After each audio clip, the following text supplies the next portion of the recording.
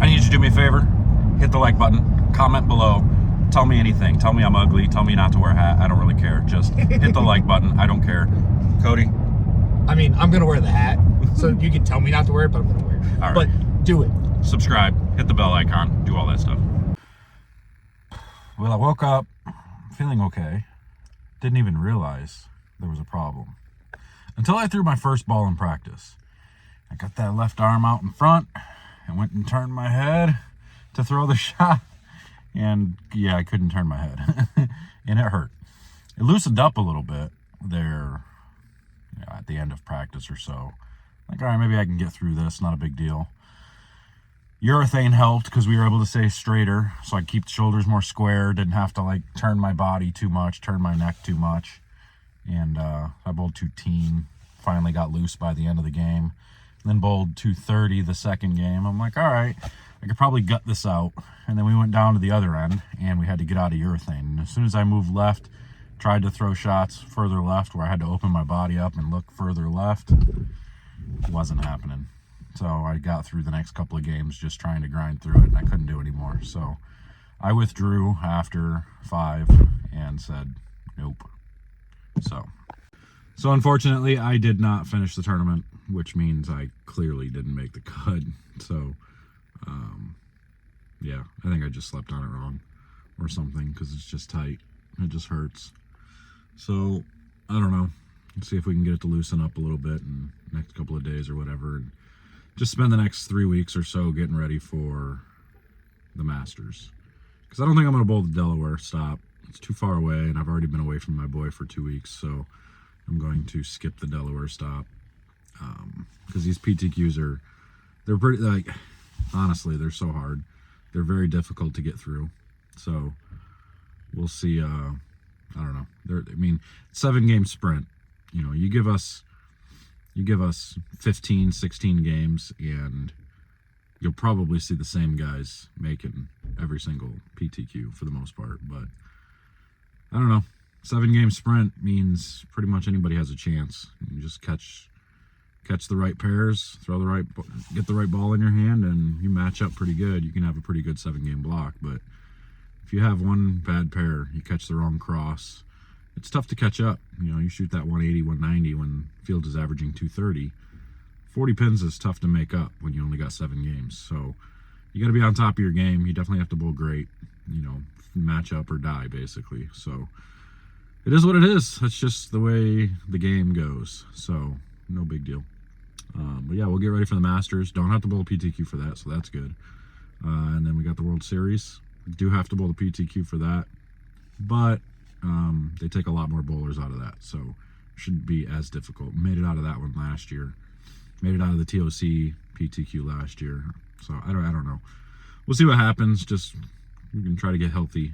Try to maybe even drop a few more pounds over the next couple of months because I just don't feel as healthy as I could be, even though I'm 50 pounds heavy or 50 pounds lighter than what I was. Still feel like I'm not as strong as I need to be. So Cody will be back out here and we'll get to chat with him a little bit. All right, well, we got to do this when we're going good or bowling bad. I just hit a pair where my left lane didn't hook, and we were 30 over after 3, and I just shot 170, and the cut's like 100 over already, so unfortunately that's probably not going to be good for me unless we can find the absolute nuts. But I guess we'll give it a shot and see if we can throw 30 strikes these last 3 games and see what happens. Should I take the hat off before I get yelled at again? He didn't like your comment about his hat, folks. I like my hat. There's nothing Your wrong with comment's hats. not going to change it. It's not going to change it. It's 40-some degrees outside. I'm going to wear my hat. I'm going to wear my coat. I'm going to wear whatever I want to wear. It's 40-some degrees outside, and I have a lot of hair, and I don't feel like doing it. I'm sorry. Yeah, well, I have a lot of hair, too. You should have seen yesterday. I didn't have the hat on. If you don't want the hat on, look at the clips from yesterday. Okay. Anyway, we're on our way back to Michigan because neither one of us bowled very well. Actually, Cody bowled okay. I did not have the ability to bowl okay. No. Cody managed, though. So I already talked about how I withdrew and whatnot. So now Cody's going to talk about the funness that he dealt with because there was a couple of pairs that he hit that almost seemed impossible. So, yeah. And he got to see the second one. He actually did. So Yeah, yesterday was pretty interesting. Dude, what's on your window? It wasn't me. I didn't shit on your window. The bird did. Oh, okay. I guess. Bird- They have good aim. They have good aim. Bird's the word.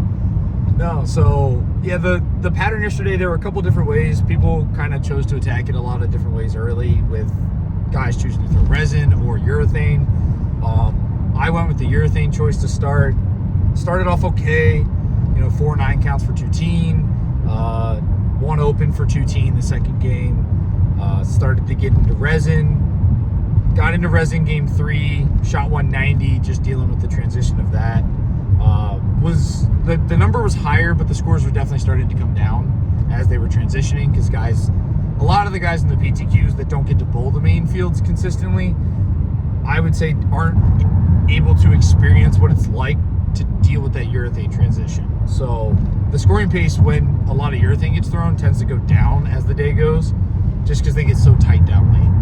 And so I did that, and then game 4, I hit a pair, which everyone that started on that pair played right. So I'm not exactly sure how this happened, but the left lane didn't hook. And when I say it didn't hook at all. So we shot 170 and we were even after 4. You'll see a little clip. I have an update that, after 4. And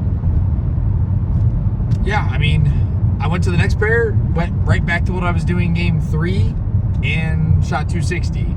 So I just hit a bad pair. And when the scoring pace is 230 a game, which what it was at that time, you can't do that. When you have a 7-game sprint, your cross is so dependent, who you're following, just all of it. It matters so much, because when you're trying to make the top 11 out of 88 people, you can't have a bad game. And yeah, this is one of those things. This was what was weird about this tournament. tough. That this tournament actually was one of the weird circumstances where you're watching scores the first 3 games or 4 games, and you're like, oh crap, 230 is, you have to have 230 a game. But then all of a sudden, games 5, 6, and 7, the cut basically stayed the same. Scores came way down. It got to 150 over after 4, and then it ended up at 158 over. Yeah. So score went nowhere the last, and you don't know if that's going to happen or not necessarily. No, there were 4 guys that were in the cut number the last game that all shot 160, because the problem was there were multiple ways to attack the pattern, and depending on what you were doing, if you got to a pair where that was the wrong thing to do, it was really, really, really easy to shoot 160.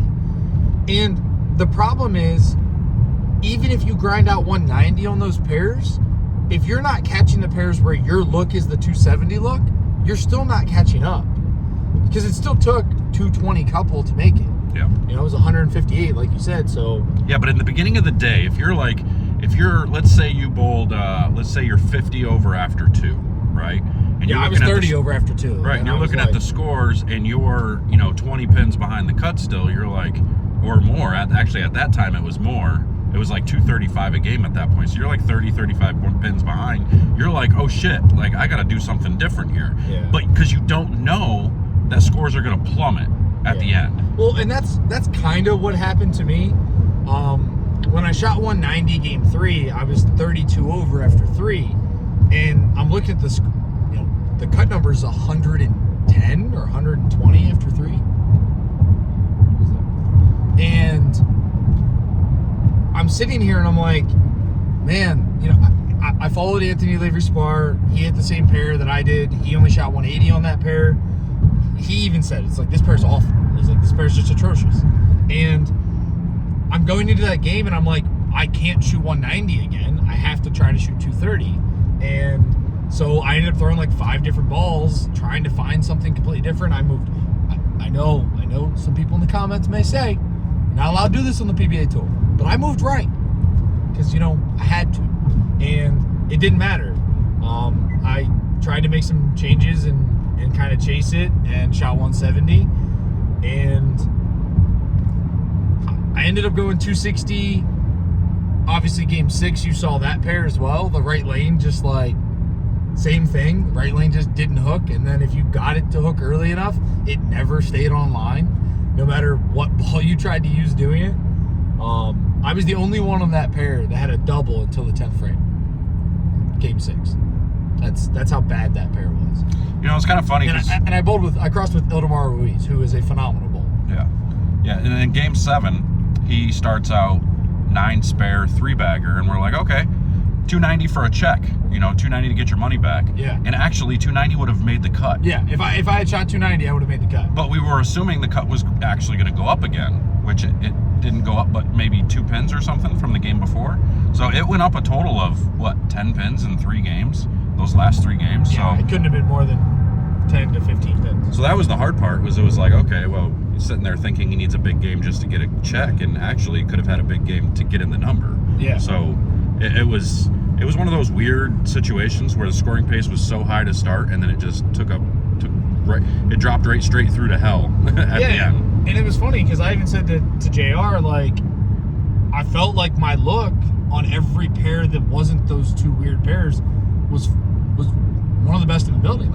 Like I had a great look. I mean, that Eternity looked phenomenal. I could control the 1-3. I don't feel like I had to throw it as far away from the head pin as everybody else. It felt great. But you know, I hit a pair where that Eternity didn't miss the 1-3 for 6 frames. Then I go to this next pair, and my ball barely hit the head pin. So it's like, okay, I can't just move right with that ball, because if I move right and I see early friction, it's just going to get offline.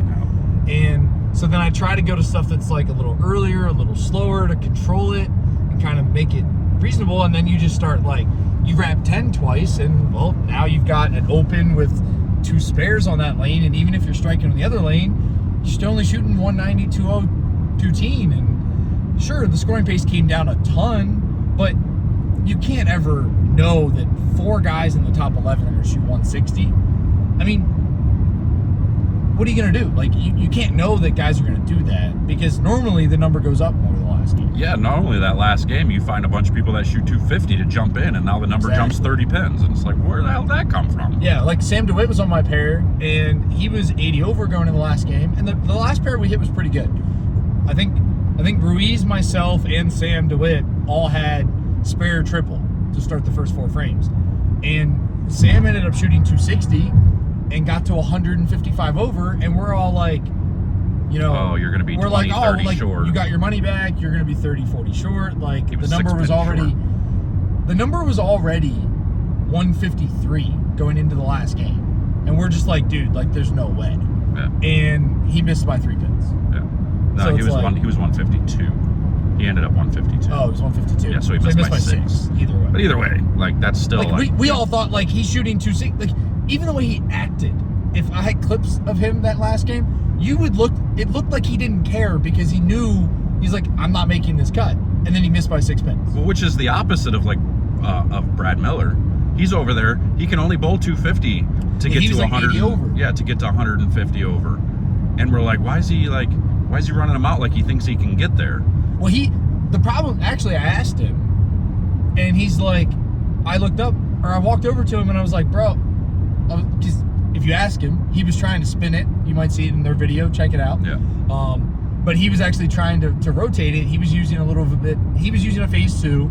So he's using kind of a slower ball that's a little weaker, and he was trying to rotate it and make it A little quicker. Whereas, like, I was actually a little right of him using a bigger ball. Man, I got to add these words into the knowledge base. For those of you that don't know about 10pindoctors.com, we have a knowledge base in there it's like a dictionary that tells you what certain words in bowling means. So I'm probably going to have to add, you know, the definition of quick and slow on bowling balls in there for you. But go check that out. Go sign up for the membership on there too. Yeah, do that. Yeah. Probably going to be a lot of more things added to that here in the near future. Yeah. So, yeah, he was choosing to attack the lanes in a different way, and his look was pretty good all day. Like, he bowled okay. I think he made some decisions early that were weird, but, like, I walked over and I'm like, yo, man, like, you got this check locked up. And he's like, oh, I feel like I need them all. And I'm like, what are you talking about? And he goes, well, it's like 20 people get a check, and it's like 110. I'm like, bro, 29 people get their money back. It was 83 over. You're 88 over to start the game, and you've got 248 he can go clean for 230 in the 10th. And he's just like, oh, well, Oh, so he easy was money. so he was grinding for a check. He thought he needed them all to get his money back. Oh, I thought he could get No, into the. he thought the number to get his money back was like 110. He didn't know that it was 29 places and that it was like only 80 over. Yeah. Which I didn't even know that because I was 70 over with one to go, and I looked at him. I said you needed at least 230, Yeah. and well, you didn't. You bowled 220, and you still got your money back. Yeah, because after, like he said, I went spare triple, and I went 7 spare the next shot, and I looked at him and was like, I feel like I need them all. And he's like, I feel like you can miss once. And I'm like, okay. And then I stoned 9 the first shot in the 10th. And the second shot. And the second, and the field ball. They were both pretty good. It was pretty sick. They were both pretty good, too. And well, the first one I'm looking at it, I'm like, that ball was so forward. How did that ball find a way to 9-pin? Because that ball was rolling towards. It seemed like it was rolling towards the 9-pin. I was pretty happy with how I was throwing And it. I was getting forward. It I know that's a trucked right weird by word it. for anyone that knows me. They Yeah. might not think that I can get forward. Captain Spin Biscuit over here. That's me. Hi. I can't spin it when I try. I mean, that's not true. I can't. His spinning it is me trying to be forward. Yeah, that's true. Well, maybe not now, but last year definitely. Not quite. Not quite. Definitely. But like, yeah, I shot 225 clean, and we both looked at each other. We're both just like, that cost me $250, like for sure. Thought so. And then the number went up like 6 pins, and it ended up taking 90 over, and I got my money back. So Perfect. that's why you also never give up. You know, after 4, I was +2. I was even with 3 to go, and like you guys are gonna see, I said I was just, I got to find a way to strike a bunch, and I went 260, 190 on a bad pair, and then 220, got to 95 over, and got my money back. So that's why you don't give up. That's why you commit to what you're doing and give it a shot. But it does suck because like I feel like this is two PTQs in a row now where like I like the one not in Springfield, in Illinois, I basically I missed by 14 pins, and I hit a really bad pair and shot 190 the last game. This week I hit a really bad pair game 4, shot 170, and I missed by 50 or 60. So it's like it just shows you it's so dependent on your cross, and sometimes like I missed 0 makeable spares. Like for a 7-game block, 0 makeable spares. I made 2 splits. I bowled good. I mean, what are you gonna do? And I'm still going home. Dude, these tournaments, these sprints, these 7-game qualifiers, I don't think people realize how hard they are. I genuinely think it is harder to make it through these PTQs than it is to cash in the main field. 100%. Just, I mean, you get so many more games where you can afford to have a 190 or 2. There's so many other things that, like, I think people don't, like, they see these qualifiers and they see who gets out of them or whatever it may be, but, like, there's so many other factors. There's no practice session. Right? The fact that there's no practice session and we don't get to look at the pattern and make suggestions means that when we start bowling, a lot of people just do random things because they don't necessarily know what the lanes are going to transition. Which means the lanes are getting broken down in all kinds of different ways, and you don't know what's going to happen down lane. Which means when you hit certain pairs, if people just did random things, you're in trouble. Yes. So there's no practice session. Well, it's only 7 games. If we had... You look at the tournament, and we've talked about this. I don't think I said this in the video, but in Illinois, that 216 over block where I missed the cut by 14, if that was the main tournament and I had 2 more blocks to bowl, I was 15th. I would have probably been in the top 24, which they were cutting to 24. And I would have walked out of there shooting 196 the last game, feeling like I saved my block. Because I could have shot 160, 170. Been pretty happy about it. I would have been happy. I would have went to lunch. I would have been like, sweet, I'm confident. Let's go into the night block. Let's get this done. Let's keep rolling. But instead, you're going home. I walked out wanting to break 47 things because I missed the cut by 3 spots. And I'm going home, and all I got was my money back. Mm-hmm. And people just don't understand how hard that is. And, Anthony, I'm not going to speak for him. But... he's on the pair beside me. This is his first year having to bowl the PTQs. And he said, he just looked at me, he's like, what am I supposed to do? These feel impossible. And it's because if you don't match up that given day, you're dead. You just have no chance. Match up or die. Yeah, it's not you get a second chance. It's not there's multiple blocks. There's a reason that Tour Trials is 4 different centers on 4 different patterns with 8 different blocks. I'm actually looking forward to that because I Yeah. feel like our chances on that go through the roof, like You give- exponentially higher there. That is how you determine who the best bowlers are. You put them in different environments. Well, the best way to put people in different environments is change everything you can about the environment. New center, new oil, new pattern. All of those things, you're going to figure out who the best bowlers are because they can adapt to all of those environments. When we have these 7-day sprints that are on a Monday or a Tuesday before we get started with these tournaments, it's not about who's the best and who can adapt to the environment. It's who matches up that day, and that's it. Because if you make one wrong decision, or you hit one bad pair, or you miss 2 spares, like something stupid like that, you know, you 7-10 in the wrong spot, like all little stuff like that, you're done. You're going home. You're in trouble. And like, I ended up 53rd last year on the points list, and I missed 4 out of the 5 classic PTQ cuts. Every field I got into, I cashed. But that's the thing is, you're not going to get those opportunities when you're bowling PTQs versus the best regional players in the country. That's what these are. These are basically mini RPIs every week. Yeah. Except we don't have PJ Haggerty or Patrick Dombrowski or those guys. Yeah, 'Cause, some- you know, they have full-time jobs. They don't come out here. But missing these cuts doesn't mean you're not a good bowler. It just means you didn't match up that week. I'm not a good bowler. Well, you're really not when you can't turn your neck. I know. It is better, by the way, folks. It is a little better today. Still not quite there. I probably couldn't throw a bowling ball still. But we are going home. We're going to go home. I'm going to rest up. I'm going to find a chiropractor, I think, because my lower back, the lower left up above my hip is kind of sore too. So I'm going to go get an adjustment and see if I can't fix some stuff and go to the gym for the next few days. And then he's driving back to his house tomorrow. Yep. And then I will be driving out to his house on Saturday for Delaware. Because I'm So- only like an hour and a half from Delaware. Right. So. So he's right over by Delaware, so we'll just go over there. And then we're going to stay and practice, and we're going to go practice a couple of days, and then we're going to bowl the event and have to bowl all week because we're making that cut. That's about building.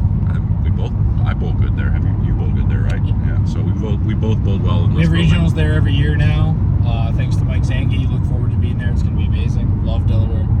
So yeah, so we're going to be doing that, and we'll get ready to rock and roll. So I got some healing to do. He's got some healthy getting to do. Got to lose this weight I gained. Yeah.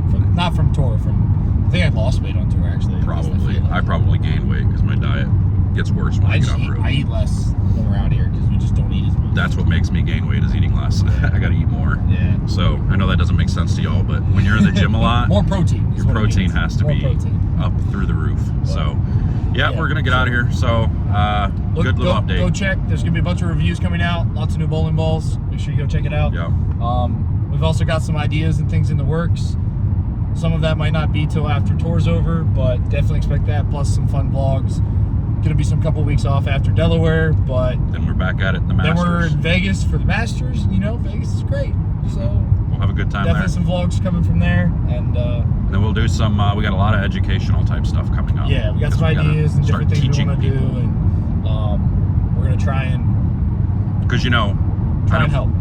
I don't believe in science. Apparently, I had somebody made a comment in that. What was it with that Mikey Pennell? Yeah, his group, that science. Whatchamacallit? Because they shared that post I was talking about Randy needing to teach people about the patterns, and they're like, JR in science doesn't match or something, or JR doesn't believe science, or something along those lines. So yeah. But if you haven't seen it, you should go check out the post because it's good. We both shared it. It's on both our Facebook pages. And to whoever said that, shove it up your ass. Just saying. But I'll tell you how I feel. no, listen. We always love to hear your opinions. I'm going to tell you when you're wrong. Yeah, I mean, like, you get to the correct answer. Like, we're just presenting a problem and trying to figure out the solution for the problems. And the best way to do that is to have a discussion. So, if you have thoughts, respond. We're not going to argue with you. If you just want to argue and yell and fight, that's not what this is about. But, you know, the comments of the videos or on Facebook or on anything that we post, it's always more welcome for anything that you want to say. But at the end of the day, if it's just very toxic, we're not going to be involved. It's just pointless. It doesn't get anybody anywhere, and it doesn't matter. So we're all in the same thing. We all have the same goal. We want to grow bowling in every way that we can, from the competitive side to non-bowlers to whatever it may be.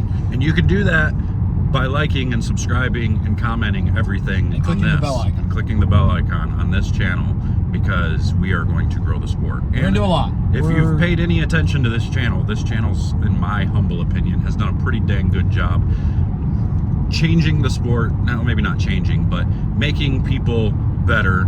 And the amount of messages that I get from people that say, oh, I quit bowling and then I came across your videos and now I'm back into bowling and I've learned so much, those definitely appreciate it, and we're glad to do that. That's what we're here for. And we want to bring a lot more of that. We want to do a lot of, you know, educational stuff, not just for like the beginners, but for non-bowlers and for, you know, maybe more of that higher level bowler. Like we want to touch every aspect we can, and we want to bring that, and that's going to be the goal we're doing with this, and where we want to take it. There's a lot we have planned. We are searching for options to do some of this and to make it all happen. And you know, right now we're kind of working with what we got, which hopefully down the road will be a lot more. So very soon. And like we said, there's going to be a lot of different things that happen with, you know, giveaways, different things like that. We want to get to 100K. Really want to get to 100K. Would be amazing. So share the videos, subscribe. Please help out. It's huge. Again, we're all in this for the same reason. Yeah. So We're out of here. We'll see you guys later. Take care.